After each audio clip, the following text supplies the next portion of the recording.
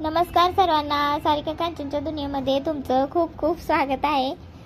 तर इथं तयारी चालू आहे कारण आम्ही आता चाललेलो आहे आरेवाडीला आणि तिकडे आमच्या जाऊबाईंचं बोकड आहे, त्यामुळे आम्ही चाललेलो आहे। ह्याने खाली गेले तर आणि आम्ही आता घर लॉक करून जाणार आहे। तर हेल्मेट राहिलं होतं त्यांचं, त्यामुळे आम्ही थांबलो होतो। तर आता बॉटल वगैरे भरून घेतली कारण मला पाणी चेंज झालं की सर्दी होते त्याच्यामुळे। आणि आता आपण आरेवाडीमध्ये पोहोचलेलो आहे। तर आता त्यांनी कुठं जागा धरली ती बघायचं आहे, मग त्यांना फोन करत करत आम्ही चाललोय। खरं अशी आरेवाडीमध्ये यात्रा असली ना खूप मजा वाटते। खरं खूप दिवसांनी यात्रा आहे। मागच्या वेळेस लोटेवाडीला होती आमची आणि आता ही आमच्या 2 नंबरच्या जाऊबाईंची आहे, मंदाकांची, ज्यांना तुम्ही व्हिडिओमध्ये बघितलं असेल आपल्या। तर तिकडे जाण्याच्या अगोदर म्हटलं देवदेव करून येऊया, मग देवाला नारळ वगैरे फोडला आणि मंदिरात गेलो। आज काही गर्दी नव्हती कारण अमावस्येच्या वेळेस खूप गर्दी असते, आज काही नव्हती गर्दी, त्यामुळे डायरेक्ट दर्शन झालं आणि देवाला नारळ वगैरे फोडून आम्ही इथं आलो। तर ह्या आहेत आमच्या आत्या आणि ह्या ग्रीन साडीच्या आहेत त्या आमच्या ननंदबाई आहेत। तर आत्यांसाठी हे भजे आणले होते, पण आत्यांचं कसं आहे त्यांना सगळ्यांना वाटून खाल्ल्याशिवाय ना असं हो जमत नाही, त्यामुळे काही एक जरी घास आणला ना तरी त्या सगळ्याजणी वाटून खात असतात। तर आता बाकीचे सगळे जात येत होते, नाश्ता वगैरे करून येत होते, काही जण करून आले होते, त्यामुळे मग आमच्या मोठ्या भाऊजींनी आत्यांसाठी भजे आणले होते कारण त्या कुठे जाऊ शकत नव्हत्या। मग तरी पण त्यांनी भजे सगळ्यांना दिले, आम्हाला तिथं बसलेलं तेवढ्यांना, मग आम्ही खाल्ले। तर भजी खाऊन होईपर्यंत ह्यांनी सगळं बोकड वगैरे कट करून आणलं। तिथं खूप गर्दी होती, मार्गशीर्ष महिना चालू होणार असल्यामुळे भरपूर बोकडं होती, त्यामुळे जरा वेळच लागला। आता सगळं घरीच करून आणले, सगळं घरीच करून आणले, भात बीत सगळं।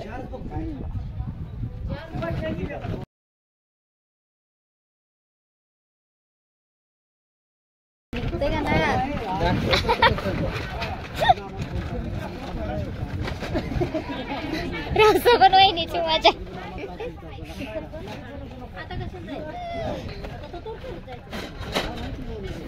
पातेला काही निघा नाही आणला, राहू दे परत काय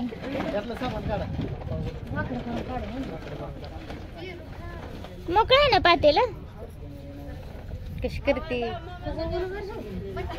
आता। पातेला काही ह्यांना निघाणं झालं होतं कारण ते खाली खूप टाईट बसलं होतं आणि मोठं असल्यामुळे बसलो होतं, आणि ह्यांनी म्हणत होते की पातेलं ये ठीक फाडूया, तर म्हटलं नको फाडायला, परत सामान कशात न्यायचं।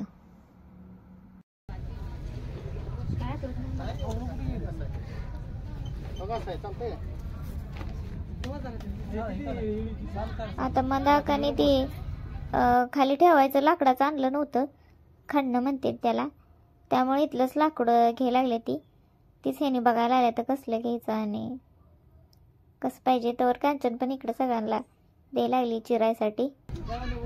सगळ्यांनी पांढऱ्याच पॅन्टी घातली त्या सेम कलरच्या, आणि तो बघा हाय ना आका, सगळ्यांनी पांढऱ्या पॅन्टी घातले गुडघ्यापर्यंत घ्या। आता सगळे इथं बसले ती मटण चिरायला, पण ह्यांनी पण पांढरी पॅन्ट घातली, भाऊजींची पण कपडे पांढरेच आहेत ती, आणि सुवासन सुशांतनं पण पांढरेच घातले ती, त्यामुळे आम्ही तीच विचार करत होतो आता सगळ्यांवर ते लागेल म्हणून पॅन्टीला सगळ्या। तर सगळेच बसलेत आता, यात आमचे एक भाऊजी तेवढे आले नाहीतर मग सगळेच आलेत। हे तिघच नाही ते ना, हे भाऊ आहे ते तुम्ही बघू शकताय, दरवेळेस मी सांगते आम्ही दिसतो एकत्र, पण हे तिघं एकत्र दिसत नाहीत कधी। तर ते टोपी घातलेले आहेत ते माझे मोठे दीर आहेत, आणि इकडं अलीकडं आहेत ते 2 नंबरचे दीर आहेत, आणि आमचे हे जे आहेत ते लास्ट नंबर आहेत। आणि आमची कांचन आहे, कांचन हाय कर ग, कांचन मॅडम आज रिलॅक्स आहे, म्हणजे सगळ्याच बायका, कारण भाकऱ्या घरनं करून आणले त्यामुळे इथं करायची काही भानगड नाही। आणि ही सुशांत आहे, सुहासला तुम्ही बघताय सगळ्या व्हिडिओत, सुशांत कधी नसते, सुशांतला अकॅडमीला आहे, त्यामुळे काय कार्यक्रम असला तर आम्ही त्याला बोलवतो। खरं तर जॉईंट फॅमिलीचा ना हा एकच बेनिफिट असतो, म्हणजे एकत्रित कुटुंब असतं. म्हणजे आता आमचं एकत्र नाही आहे, पण फंक्शन वगैरे असले की नाही आम्ही एकत्रच असतो. बाकी इतर जे देवाचे कार्यक्रम आहे ते सगळे आमचे एकत्रच असतात. तर जेव्हा एकत्र फॅमिली असते ना तेव्हा खूप छान वाटतं. म्हणजे आम्हाला तर खूप छान वाटतं. आणि तसं आम्ही सारखं एकत्र येतच असतो, कारण महिना 2 महिन्यातनं एकदा काहीतरी असं फंक्शन असतंच. तर आता इथं सगळ्यांनी मिळून मटण चिरून घेतलेलं आहे. आणि यामध्ये आम्ही सगळ्यात जास्त मिस केलं ते म्हणजे माझ्या 3 नंबरच्या जाऊबाई आणि 3 नंबरचे भाऊजी आणि त्यांची 2 मुलं गणू आणि बारक्या. तर ती असती ना मग तर खूपच छान झालं असतं. कारण सगळे जेव्हा पोरं एकत्र येतात ना तेव्हा खूप छान वाटतं. तर आता ह्यांनी पण मटण चिरू लागून आले, ते दमले तर. आणि तिथं म्हणजे ऊन पण लागत होतं, सावली आली नव्हती अजून. त्यामुळे मग येऊन सावलीला बसलेत रिक्षामध्ये आले होते त्यांनी, म्हणजे बोकड रिक्षात आणलेलं. आणि बायका तेवढे आणि बाकीचे 2 व्हीलरवर आले होते.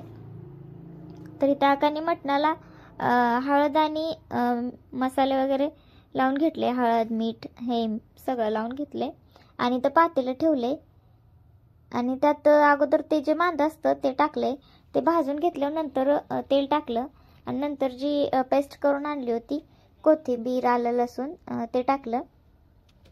आता ते छान असं परतून घ्यायला लागलेत.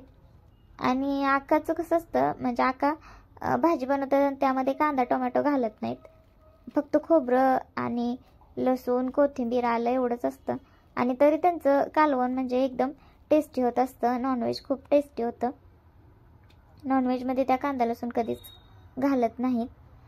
तर कांचनी तर मसाल्याच्या पुड्या फोडून द्यायला लागली आणि आका मटण बनवते त्या. खरं कोणतंही फंक्शन असलं आमच्या घरी की त्याचं मटण असो भाजी असो भात असो ते आकाच बनवतात, कारण जास्त क्वांटिटीमध्ये जेवण बनवायची त्यांना सवय आहे अगोदरपासूनच. त्यामुळं प्रत्येक फंक्शनला आकाच बनवत असतात. तर आता आकाने तर मटण टाकून घेतलेलं आहे आणि आता त्याच्यावर ही पाटी धुवून टाकायचे, आता झाकायचे. त्यासाठी आका इथं ती मटण चिरून ठेवलेलं होतं तीच पाटी धुवून त्यावर झाकणार आहेत आता. आणि त्यामध्ये गरम पाणी म्हणजे ओतणार आहेत पाणी गरम होण्यासाठी.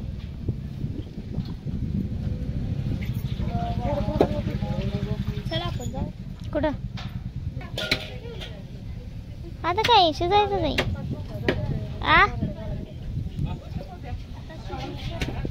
तेच की. मग आता कांचन मला म्हणत होती चला जरा बाहेर जाऊन येऊया, म्हणजे काहीतरी कुरकुरे वगैरे काहीतरी आईस्क्रीम वगैरे आणून खाऊया. तर मी म्हणत होते राहू दे आता, झाले थोडंसंच राहिले मग कशाला उगाच. कारण आम्ही जागा धरली होती ना जी बनवायसाठी ती मंदिरापासून जरा लांबच होती. त्यामुळे मी तिला म्हटलं की थांबा आता थोडा वेळ जाऊया नंतर, म्हणजे आता होतच आलेलं आहे. तर आता काही तर बघायला आलं ते शिजले का. आणि आता पाणी ओतलंय त्यात, आता निवांत शिजू द्यायचं.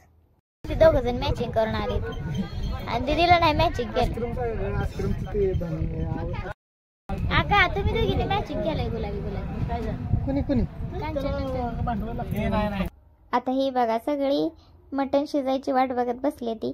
तर मग अशी मी सांगितल्याप्रमाणे 4 माणसं नाही अजून बरीच माणसं मिसिंग आहे. ती माझ्या मोठ्या जाऊबाई आणि त्यांची 2 मुलं त्यांच्या 2 सुना हे पण नव्हते आले, कारण एक मुलगा आहे तो बँकेमध्ये असतो, त्याला सुट्टी नसते, त्याला फक्त संडेला सुट्टी असते. आणि एक आहे तो म्हणजे उसाच्या मशीनवर आहे, मशीन ऑपरेटर आहे. आणि त्यांचे जे मोठ्या सुनबाई आहेत त्या अंगणवाडीमध्ये असतात, त्यामुळे तिला रविवारशिवाय सुट्टी नसते. आणि जी छोटी आहे तिचं लहान बाळ आहे, त्यामुळे ती पण आली नाही. तर एवढे आमच्यातले फॅमिली मेंबर्स मिसिंग आहेत. तर आता शिजले मटण, इथं कांदा वगैरे चिरायचं चालू आहे. आणि भाकऱ्या तर काही आधी आपण करून आणलेत भाकरी, त्यामुळे काही टेन्शन नाही. आणि इथं कालवण पण तयार आहे. तर कांचन इथं भाकरी मोडून द्यायला लागली. आणि एक म्हणजे जेव्हा फॅमिली फंक्शन असतं ना तेव्हा कसं असतं, सगळ्यांनी मिळून मिसळून काम केलं ना तरी अजून छान वाटतं त्यात. आणि आपलं पण थोडंफार त्यात योगदान आहे ते बघून खूप छान वाटत असतं.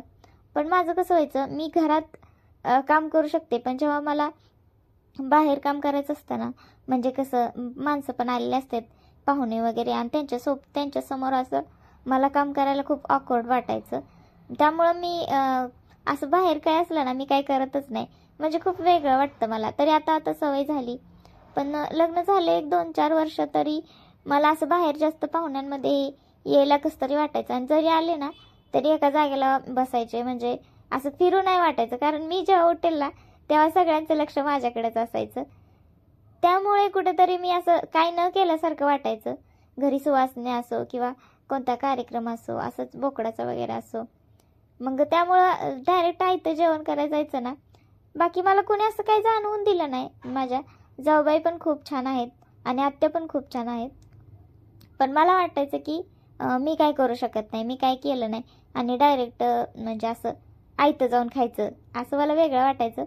पण आता काय नाही वाटत. आता वाटतंय हां ठीक आहे, आपल्यातलं पण कोणतं आहे करायला, म्हणजे कांचन करू लागते हे, मग त्यामुळे काय वाटत नाही. हां ठीक आहे, ती आहे ना, असं वाटतं.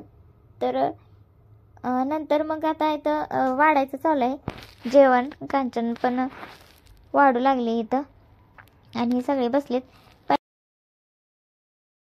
सगळे जेंट्स लोक, त्यांना जेवायला घातलं पहिल्यांदा. तर इथल्या पुजाऱ्यांना पण बोलवून आणायला लागतं जेवायला. इथल्या पुजाऱ्याची आणि आप्पांची, आमच्या म्हणजे माझ्या सासऱ्यांची खूप चांगली मैत्री होती. म्हणजे ते नेहमी आमच्या इकडे यायचे ना, म्हणजे त्यांना जी गावे वाटून दिलेली असतात ना तिकडे ते धान्य मागायला येतात, तेव्हा ते आमच्याच घरी यायचे आणि आमचे आप्पा त्यांना हेल्प करायचे. म्हणजे त्यांचं धान्य वगैरे गोळा करू लागायचे. परत त्यांना सोडायला आरेवाडीला यायचे ST मधून. तर त्यांनी ती एक आठवण काढली आप्पांची आणि ते आप्पाविषयी बोलत होते. खरं आमच्या पण जुन्या आठवणी जाग्या झाल्या आप्पांविषयीच्या.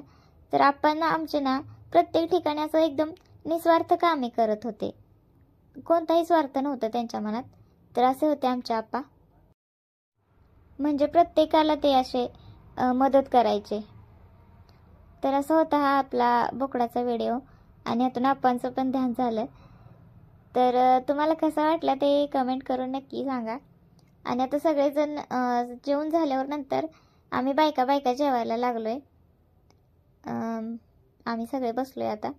तर आपल्या व्हिडिओला तुम्ही असंच प्रेम द्या भरपूर आणि चॅनलला लाईक करा, शेअर करा.